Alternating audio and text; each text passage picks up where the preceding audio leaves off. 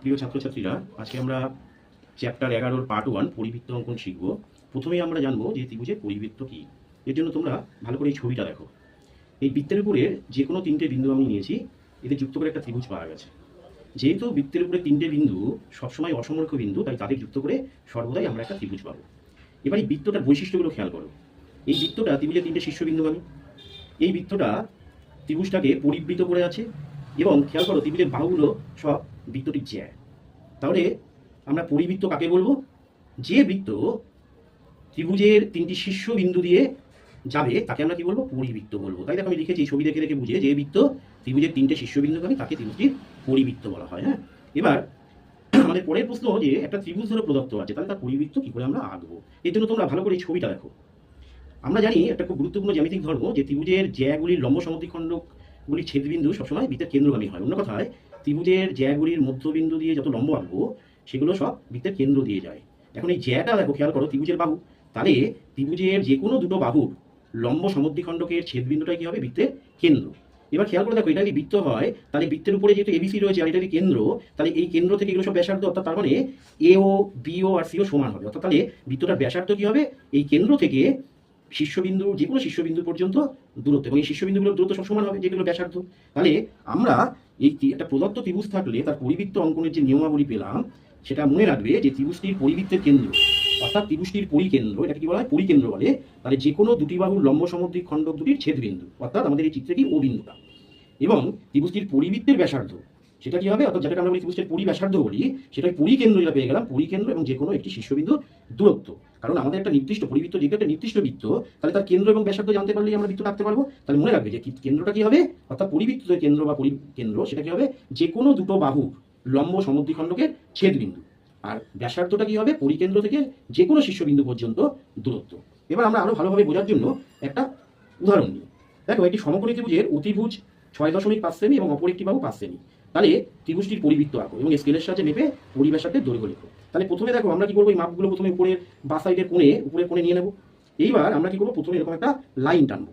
এইবার আমরা প্রথমে জানি সমকোণী ত্রিভুজ আঁকতে গেলে আমাদের সবসময় কি করতে হয়? লম্ব আঁকতে হয়। তাহলে লম্ব আমরা ছোটবেলা থেকে আঁকতে জানি। দেখো তো কিভাবে লম্ব আঁকতে হয়। তাহলে আমরা প্রথমে কি করবো? এরকম একটা চাপ নেব। এইবার এই চাপটা কোথা থেকে নিতে হয়? এই চাপটা আমরা তারপর এখান থেকে নেবো একবার। আমরা এই প্রতিবার চাপের জন্য কত হয়? 60। তাহলে এটা কত হলো? 120। এইবার তাহলে এটাকে এখান থেকে নেব, আর আমরা এটাকে এখান থেকে নেব। এবার এটা কি করবো? আমরা জয়েন করে দেবো। জয়েন করার সময় ছেদবিন্দুটা কিন্তু তোমরা ভালো করে একটু দিয়ে নেবে এরকম ভাবে, তারপরে স্কেলটা ধরবে। তাহলে স্কেলটা ধরে আমরা দেখবে, মিলিয়ে দেখবে এই বিন্দুর সঙ্গে মিলছে কিনা। তাহলে আমরা এটা পেয়ে গেলাম। তাহলে 90 ডিগ্রি অঙ্কন হয়ে গেল। এইবার দেখো অতিভুজ, আমরা এই সমকোণের বিপরীত বাহুটাকে অতিভুজ বলে। তাহলে 6.5টা এদিকে হবে, আর আমি 5 সেমিটা কি বলেছি? একটি বাহু এদিকেও 5 হতে পারে, এদিকে আমি এদিক থেকে 5 নিচ্ছি। তাহলে 5টা মেপে নিই। তাহলে আমি এই বরাবর তাহলে 5 নেবো। তাহলে 5টা এরকম ভাবে কিভাবে নিতে হয় দেখো মাপটা। এখানে কিন্তু আমরা স্কেল ধরি না। তাহলে এইটা হচ্ছে 5। তাহলে এখান থেকে আমরা কি করলাম? 5 মেপে নিলাম। আর 6.5টা তাহলে এখান থেকে মেপে নিই। 6.5, তাহলে 6.5 আমরা মেপে নিলাম। এইবার তাহলে এইখান থেকে আমরা 6.5 আমরা কি করলাম? মেপে নিলাম। তাহলে যেখানে কাট করবে, খেয়াল করে দেখবেন এখানে এখানে বিন্দুটা ভালোভাবে দিয়ে নেবে। এবার আমরা স্কেল দিয়ে কি করবো? এটাকে জয়েন করে দেবো। তাহলে স্কেল দিয়ে আমরা যদি জয়েন করে দিই, তাহলে আগে বিন্দুটা বসিয়ে নেবে, তারপরে আবার দেখে নেবে যে এই জায়গাটা ঠিক এটা বসছে কিনা। ফট করে কিন্তু তোমরা এটা টেনে দেবে না, আগে দেখে নেবে বিন্দুগুলো বসছে কিনা। তাহলে আমি এটা নাম দিয়ে দিলাম কি? এ বি সি ত্রিভুজটার নাম দিলাম। তাহলে আমাদের প্রথম স্টেপ 1 ত্রিভুজ আঁকা হয়ে গেল। এবার আমাদের বৃত্ত আঁকতে গেলে কি আমরা এক করলাম? পরিকেন্দ্রকে লম্ব সমদ্বিখণ্ডগুলো ছেদবিন্দু। তার জন্য আমরা কি করবো? অর্ধেকের বেশি নেব। এই অর্ধেকের বেশি আছে দেখো, যাতে মানটা আচ্ছা বোঝা যায় আমরা অর্ধেক কোনটা। মনে রাখবে অর্ধেকের বেশি নিতে হয়, সেটা তুমি আরো বড় নিতে পারো, অর্ধেকের বেশি হলেই হবে। তাহলে আমি একটা এদিকে একটা চাপ নেব, আর একটা কোন দিকে চাপ নেবো, আর একটা আমরা এই দিকে একটা চাপ নেব। সঙ্গে সঙ্গে আবার এই প্রান্ত থেকে, যে বাহুটাকে তার প্রান্ত থেকে চাপটা নিতে হয়। এই প্রান্ত থেকে নিলাম, আরেকবার আমি কি করবো? এই প্রান্ত থেকে নেবো আর এই প্রান্ত থেকে নেবো। তাহলে আমাদের এই লম্ব সমদ্বিখণ্ডকটা তাহলে আঁকা হয়ে গেল। এবার আগে কিন্তু তোমরা এরকমভাবে বিন্দুটা ঠিকমতো দিয়ে নেবে। দেখো আমি আগে থেকে এরকম কি করছি? বিন্দুটা দিয়ে নিচ্ছি। এবার স্কেল বসাবে।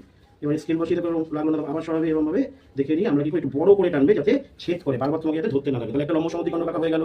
এরপর আমরা এই বাহুটা বা এই বাহুটা, ধরো আমি এই বাহুটা নিচ্ছি, তাহলে এই বাহুটা লম্ব সমদ্বিখণ্ডক আঁকার জন্য আমরা কি করবো? এই বাহুটা এই প্রান্ত থেকে একটা এদিকে নেবো, আর একটা কোন দিকে নেবো?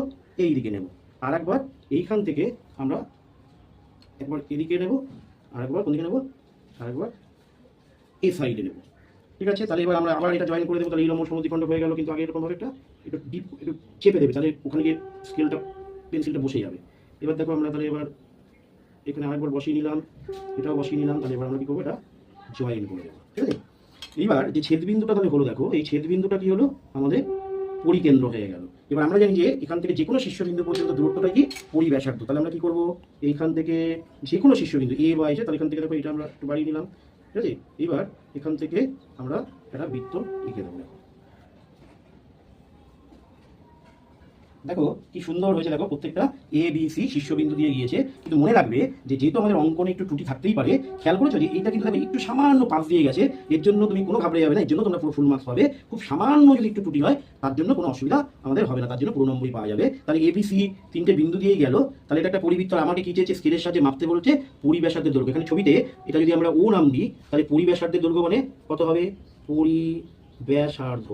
দেখো তো মেপে স্কেল দিয়ে আমরা এই পরিব্যাসার্ধ কি কেন্দ্র থেকে যে কোনো হিসেবে পর্যন্ত, তাহলে আমরা এখান থেকে ও বিন্দু পর্যন্ত মাপবো যে কোনো একটা। দেখো তাহলে এখান থেকে কত হলো, তাহলে দেখো তো কত হলো, এটা 3 দেখো প্রায় 2-এর একটু বেশি, তাহলে কত হবে, তাহলে এটা হবে দেখো প্রায় 3.257 আমরা মেপে পেলাম। কিন্তু তুমি যা পাবে, তুমি 3.2 পেলে 3.2 লিখবে, সামান্য কিছু ত্রুটি থাকলে তার জন্য কোনো অসুবিধা নেই, তোমরা পুরো নম্বরই তোমাদের দেওয়া হবে।